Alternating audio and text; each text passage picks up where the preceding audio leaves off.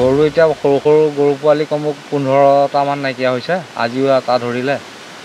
তাৰপৰা বাঘটো দেখিছে, আমাৰ গাঁৱৰে দুজন দাদা আছিলে, দাদা দুজনে দেখি পেলাই বাঘটো খেলিবৰ কাৰণে মাটিতে মাৰি পেলাই বাঘটো পলাই গৈছে। মাকো আছে, পোৱালি দুটা আছে বুলি জানো বাৰু, কিন্তু মাক এটা আছে, কিন্তু বয়সস্থ বাঘটো অৱস্থা নোৱাৰা হৈছে। বন বিভাগকো কৈছিলে, বন বিভাগে আহি আৰু বাঘটো দেখা নাই পোৱা আৰু বম ফুটকা দি পেলাই পঠিয়াইছে। আৰু তাৰপৰা গাঁৱত এতিয়া এই আমাৰ এইকেইদিন টেঙাবাৰী এখন আছে, টেঙাবাৰীখনত কালি মানুহ এজন দেখিছে বোলে 4:30 বজাত বাঘটো ওলাইছে বোলে।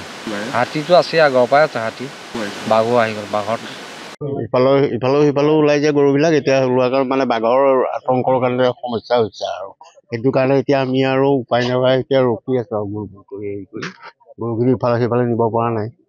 আৰু আঁতৰ নিলেও জংঘলত সোমাই গ'লে বাঘৰ আতংকৰ সৃষ্টি হ'ব। ভক্ষণ কৰিছে এটা পোৱালি। সেইটো হ'ল আমাৰ কামাখ্যা সোণাই গাঁৱৰ, এনেই কামাখ্যাত ঘৰতে ইয়াত আহি গৈ পেলাই দোকান দি আছে। বাঘ তিনিটামান আছে। বাঘ মই প্ৰথমে এটাহে দেখিছো, বাকী কেইটা দেখা নাই। ভয় হৈছে এতিয়া গাঁওখনৰ গৰুসমূহ পহৰা দিবলগীয়া হৈছে আৰু আগৰ তেনেকে নিদিয়ে। যোৱা বছৰো আছিলে তেনেকে, আমি সেই ৰখি যেনিবা হেৰি কৰি পেলাই বাঘ হেৰি কৰিছিলো, পহৰা দিছো বাঘৰ ভয়। এতিয়ালৈকে প্ৰায় 15টামান নিলে গৰু। বন বিভাগৰ এই যোৱা বছৰ আহিছিলে, এই বছৰ অহা নাই এতিয়ালৈকে। উঠাই পেলাই তেওঁলোকে এতিয়া পাহাৰৰ কাষলৈ লৈ গ'ল।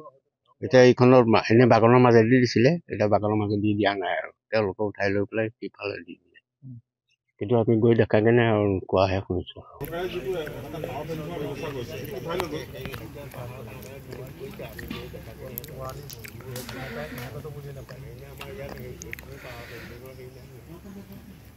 এতিয়া আপোনালোক যথেষ্ট মানে বিপদত পৰিছে, গৰুকেইটা ক'ত চৰাব? এতিয়া সেইকাৰণে আপুনি এতিয়া দেখা গৈছে যে গৰুকেইটা নিবৰ কাৰণে আহি ইয়াত ৰখি থাকিবলগীয়া হৈছে, যিহেতু কিছু বাঘ ইয়াত নাছিল।